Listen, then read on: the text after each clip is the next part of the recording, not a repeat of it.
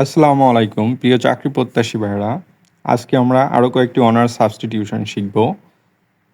তো শুরু করা যাক। প্রথমে রয়েছে সিনট্যাক্স ডিনোটস। সিনট্যাক্স কি ডিনোটস করে? Rules for building sentence. বাক্য গঠন করার যে নিয়ম নীতি আছে সেগুলোকে সিনট্যাক্স বলা হয়। সিনট্যাক্স মিক্স সেন্টেন্স বিল্ডিং এভাবে এসে থাকে, আপনারা দেখেছেন। আমি আরও একটা ভিডিও দিয়েছি, সেখানেও এসেছে সিনট্যাক্স মিন্স সেন্টেন্স বিল্ডিং। এখানেও আবার এসেছে, দেখেন সিনট্যাক্স মিন্স সেন্টেন্স বিল্ডিং। বিভিন্নভাবে আসে, যেভাবে আসে আপনারা সেভাবে উত্তর করবেন। Syntax means sentence building. Phonetics is concern with. Phonetics শব্দটি কিসের সাথে সম্পর্কযুক্ত? কনসার্ন মানে সম্পর্কযুক্ত বা কানেক্টেড, এরকম আর কি। Phonetics is connected with pronunciation. অর্থাৎ আমরা শব্দ বা বাক্য, আমরা ইংরেজিতে শব্দগুলো যেভাবে উচ্চারণ করি, ব্রিটিশ স্টাইল আছে, আমেরিকান স্টাইল আছে, যেটাকে বলা হয় প্রোনাউন্সিয়েশন।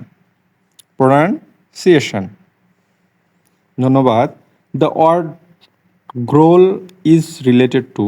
গ্রোল শব্দটি কিসের সাথে সম্পর্কযুক্ত? সঠিক উত্তর হবে টাইগার।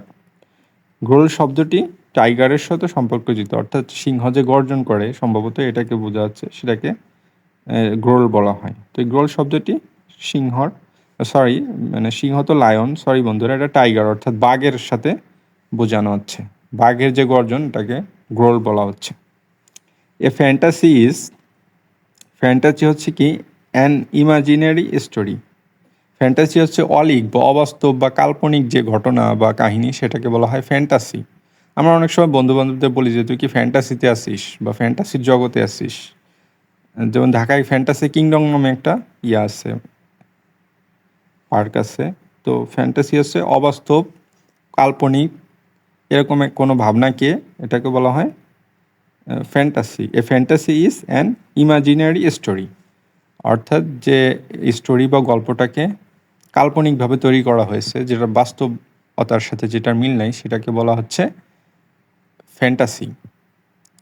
ধন্যবাদ বন্ধুরা, আপনারা পড়াশোনা করতে থাকেন, ইনশাল্লাহ চাকরি আপনাদের হবে, হতাশ হবেন না। আর এরকম ভিডিও পেতে আমার চ্যানেলটি সাবস্ক্রাইব করে রাখবেন। ধন্যবাদ সবাইকে।